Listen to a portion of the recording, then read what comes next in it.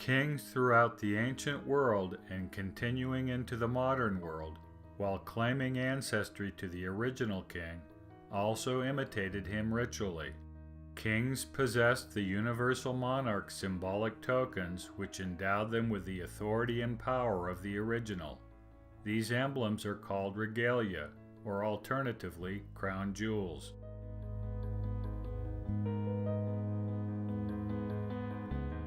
For example, the Egyptian kings wielded the sacred emblems of their exemplary first monarch, Osiris. These were the shepherd's crook and the flail. The famous stele of the Code of Hammurabi shows the king on the left receiving the scepter directly from the Saturnian god Shamash on the right. Normally, European regalia is composed of 3 items: crown, scepter, and orb. The orb is the globus cruciger, or orb and cross.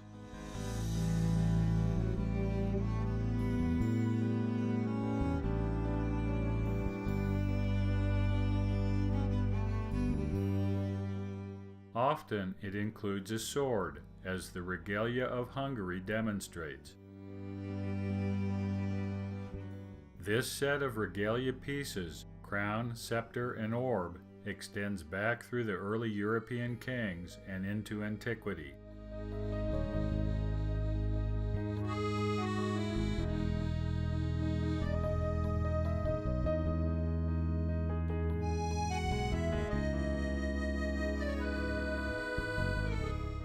It should not be surprising, then, that the Davidic kings possessed their own regalia and used them in their coronation ceremonies.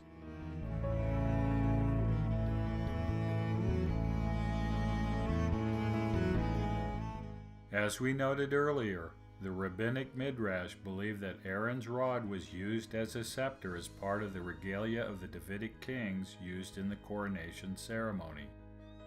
The coronation ceremony for the Davidic line of kings is preserved in Scripture. Before his death, David set the pattern when he had Solomon anointed king in his stead. David instructed Zadok the priest and Nathan the prophet as to the particulars of the ceremony.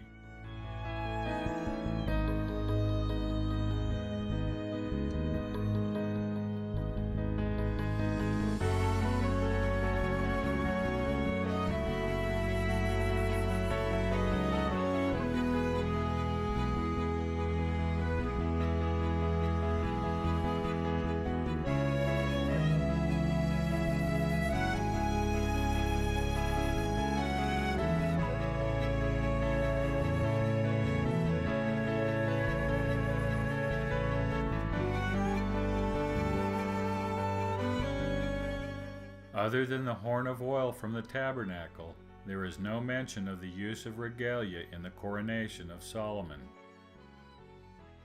However, in a later coronation, that of Joash, regalia are mentioned, specifically the crown and what is called the testimony.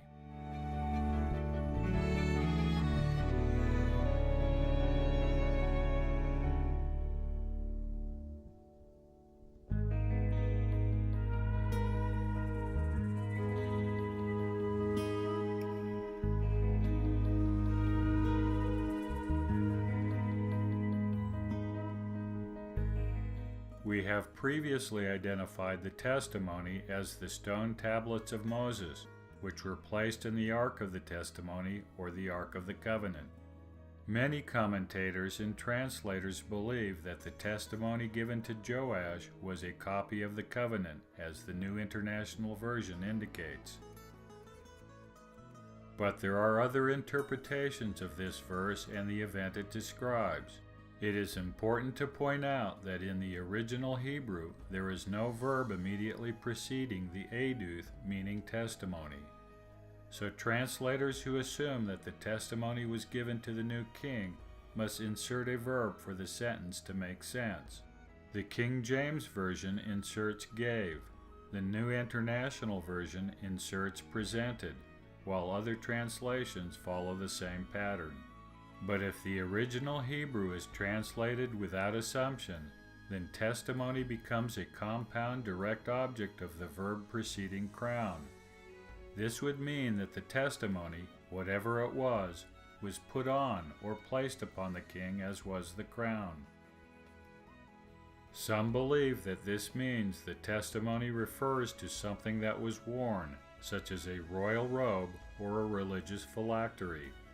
Some translations attach a more broad meaning, using insignia instead of testimony.